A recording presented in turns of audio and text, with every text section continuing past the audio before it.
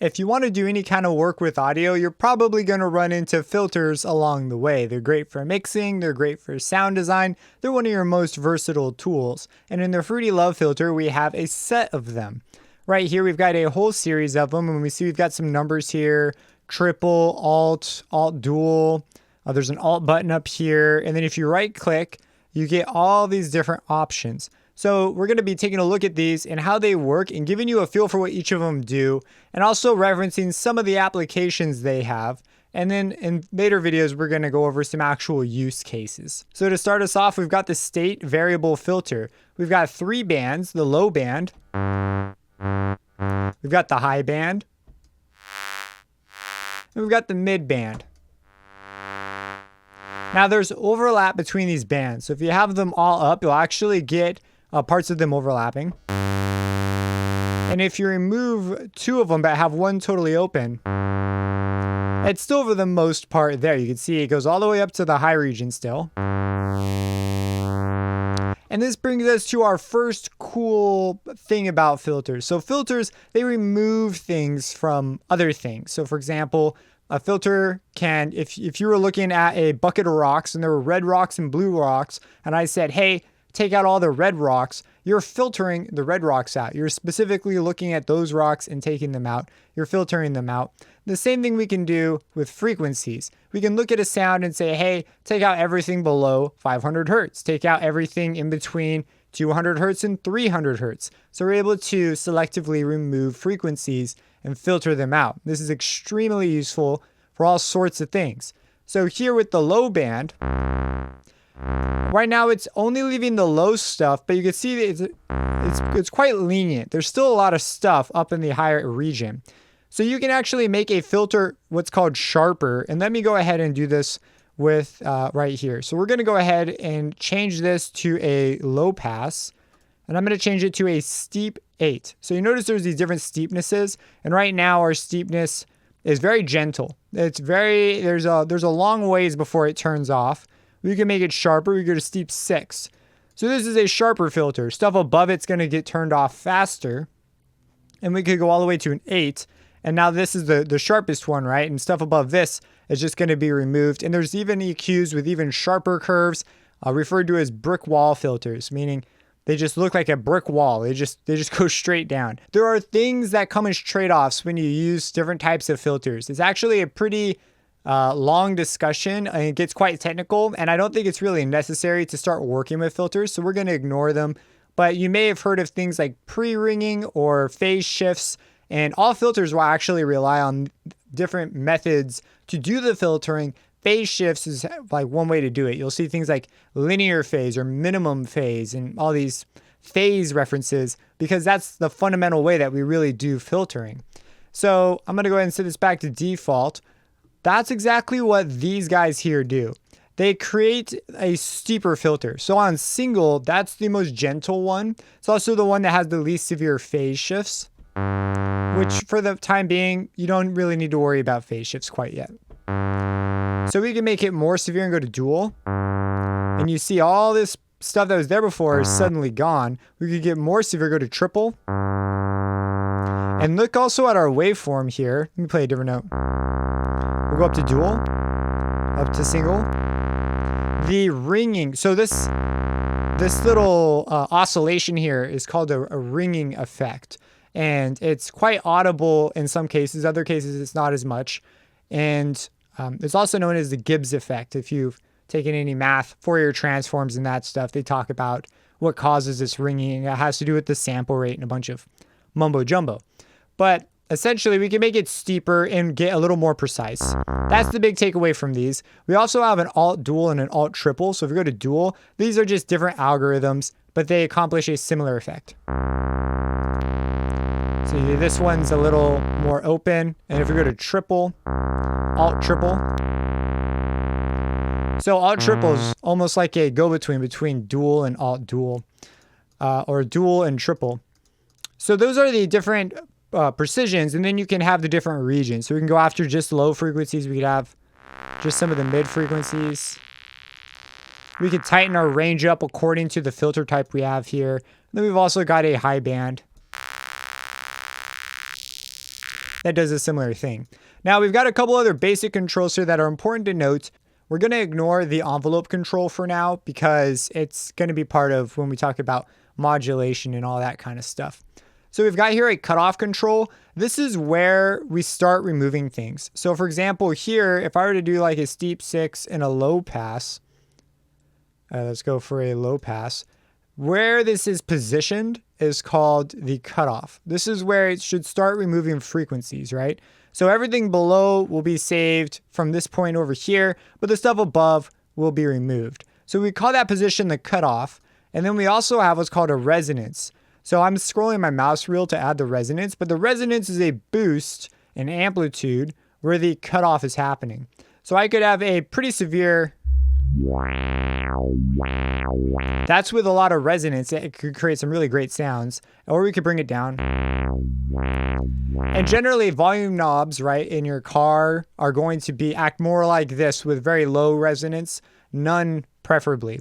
So we can add resonance though, and it can add a really cool shape to a sound and do some really cool things. If we have too much though, we can run into problems. And you also have some filters that even do what's called self-oscillating, meaning that the boost here is so big that this is more common in analog circuits, but some VSTs will simulate this.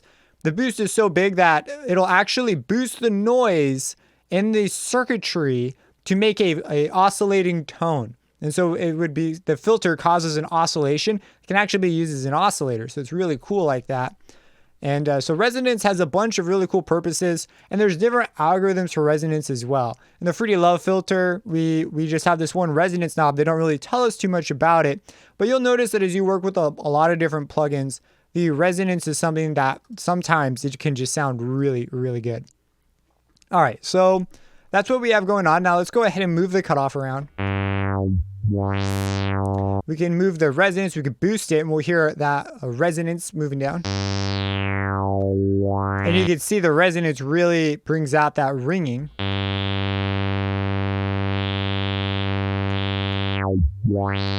So very, very cool potentials there.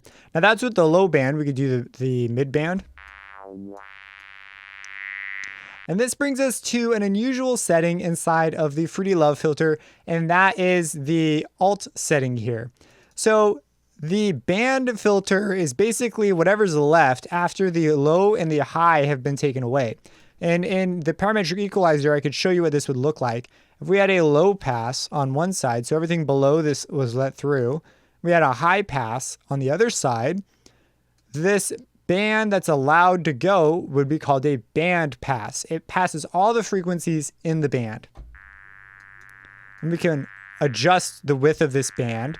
And so, but there's another setting, right? We could add resonance to this and have it control the resonance as well. You see we get some brighter movement as we move along here. So this is called a band pass, but notice we don't have a frequency control necessarily for the band specifically. Like we can't control the low and the high.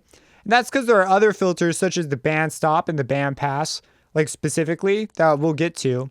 But what they did was they added this alt button. And when the alt button's off, the resonance isn't actually a resonance. It's still kind of resonance, but it controls the width of the band. It's like those two bands I was using to make it bigger or smaller, controls the width of the band. So if we move over to another smaller area, opens it up quite a bit.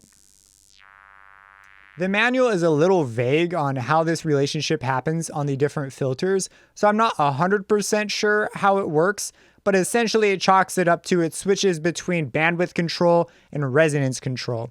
And if I move it around, you'll hear some obvious differences. So right now, the alt is not engaged. If I move this, we can clearly see and hear the resonance coming and going. Now, if I engage alt, it's way less severe. Take it off. Put it back. So I'm not entirely sure if it's actually switching. It's doing something, but it appears to keep the bandwidth the same. And this might just be unique to the state variable filter. But that's the state variable filter, and that's all the main controls. So once you've wrapped your head around all these different controls, the rest is just learning the different shapes and knowing when you'd want to use something and when you don't want to use something. And so that's the state variable. We're going to go over here. So we've got a low pass, and you notice there's a bunch of low pass, right? Lime low pass, vanilla low pass. Do we have another one? We have a low shelf, a mango low pass. So all these different low pass filters are just different algorithms. There's tons and tons of filter algorithms. They all sound different and they can accomplish different things, different responses. They might cut frequencies. One might cut really sharply. One might be a lot smoother, even given the different resonance modes. And some filters sound really, really cool and moving around and different than other filters do. So let's go to the lime low pass. So we've got a very high resonance, and you can see that bright edge where our cutoff is. So let's go ahead and take that down.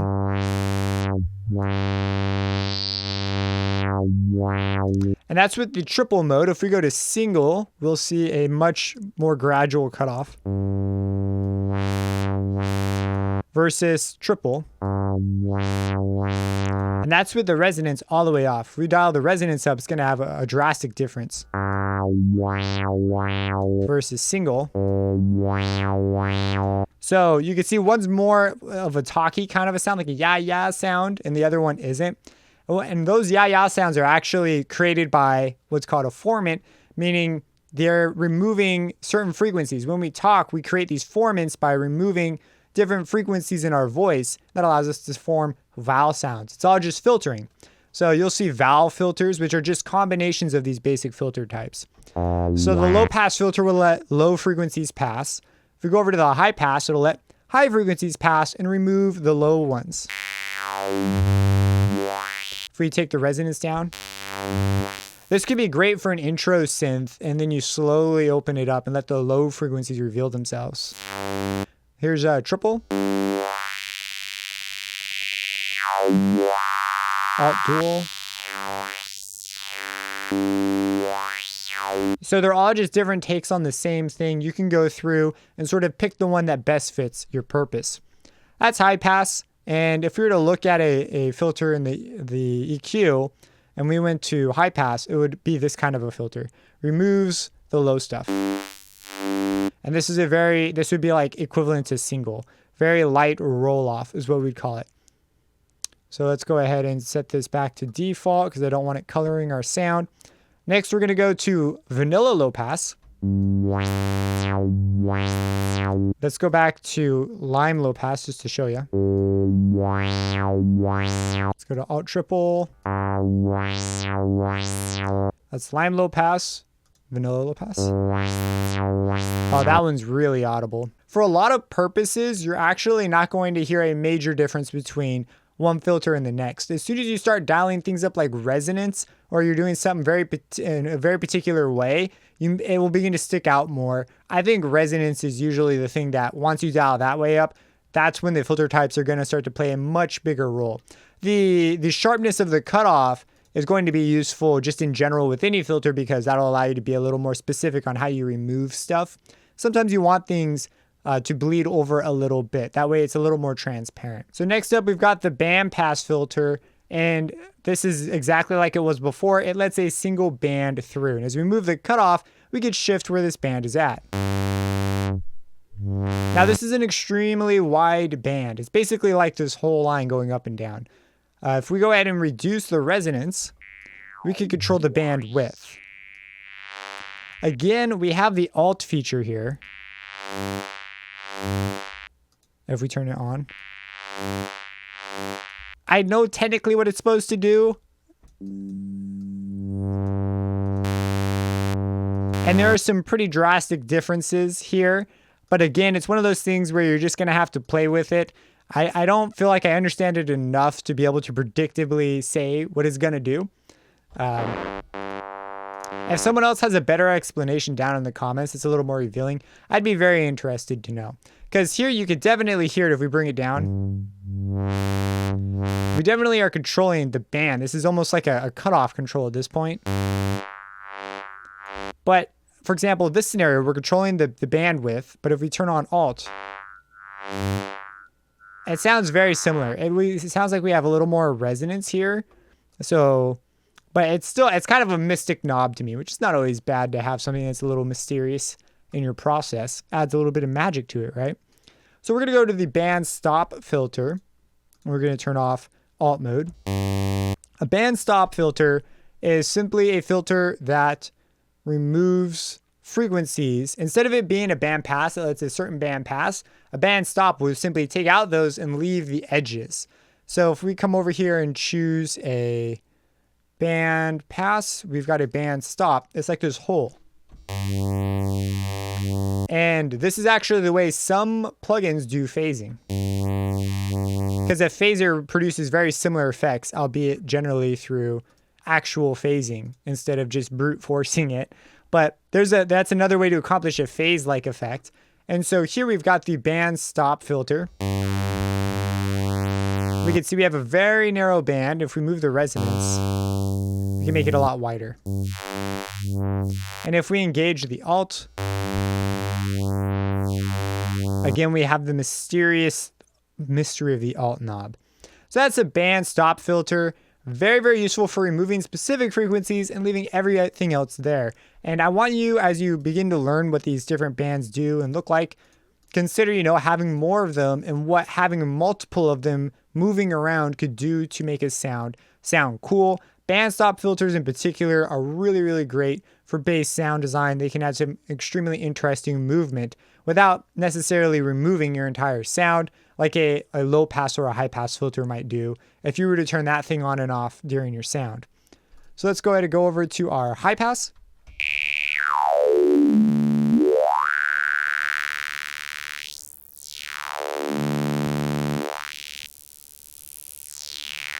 High pass filters sound so cool. So that's the high pass 2. We're going to go for the all pass. Now an all pass filter doesn't actually change the gain of any frequencies. If I play this, none of the gain is changing anywhere. So you might be going, what's happening?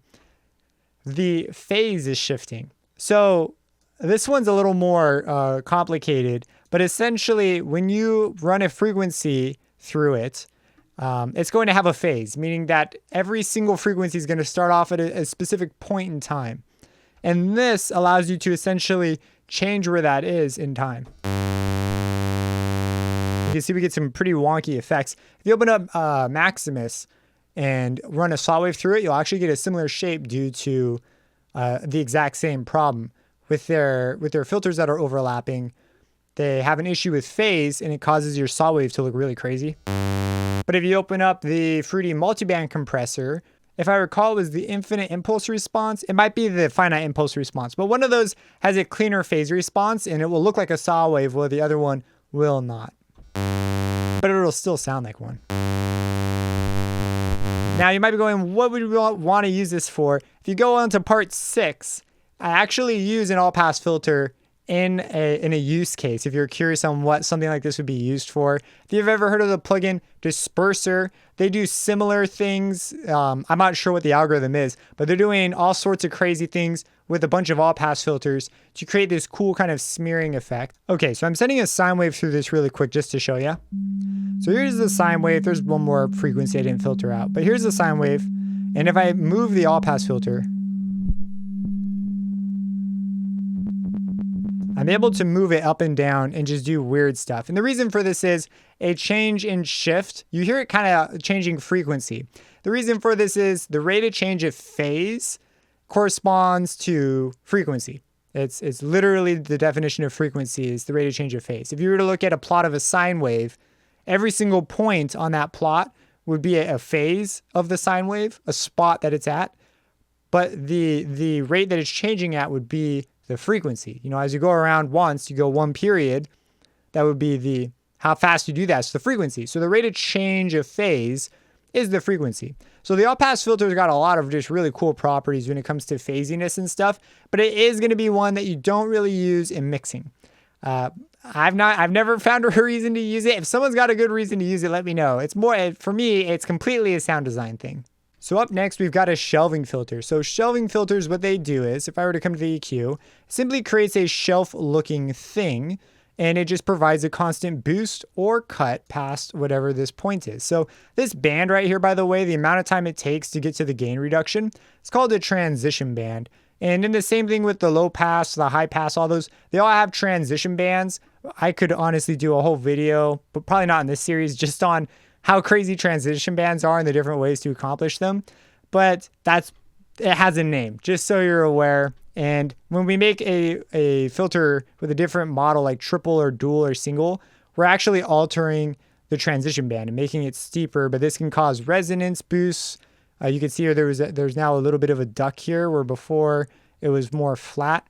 And there's a bunch of properties that can really start to matter when you're mixing certain materials. Most of the time, though, you don't even need to worry about it. Just use your ears. You'll be fine. But anyways, a low shelf, this is all it does. Or this is a high shelf. The low shelf would be one right down here. This would be a low shelf. And so if we go ahead and go to the low shelf here, move the cutoff. Right now, it is a cut, but we can provide, you notice there's now a gain control. We could push it up just as if we were doing something like that. So we can go ahead and push it up. And we can change, just like I was dragging back and forth, where this shelf is placed. This is also great. I'm not usually grabbing low shelf filters unless I'm cutting something, but I'll take a high shelf filter and boost things all the time to add a little bit of brightness back into the sound, or you can use it to remove things. So let's go ahead and take a look at the high shelf one while we're at it. That's the high shelf. And then after this, we've got a peaking filter. So a peaking filter is the most common filter you see in an equalizer, where we bring it up and we've got here this peak. We can move it around, we can invert it and have it cut instead. And we could change the width of it, which would be the same thing as dialing in the resonance kind of. And that would be the peaking filter. So you notice it also has a gain control.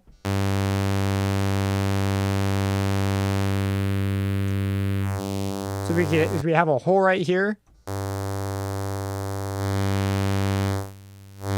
And we can change the resonance with this as well. Get some really cool looking shapes. And we can go ahead and give it a boost. And that is the peaking filter. And finally, we have the mango low pass. So the mango low pass is cool because it also has a drive, which is a distortion. A distortion. You heard me right.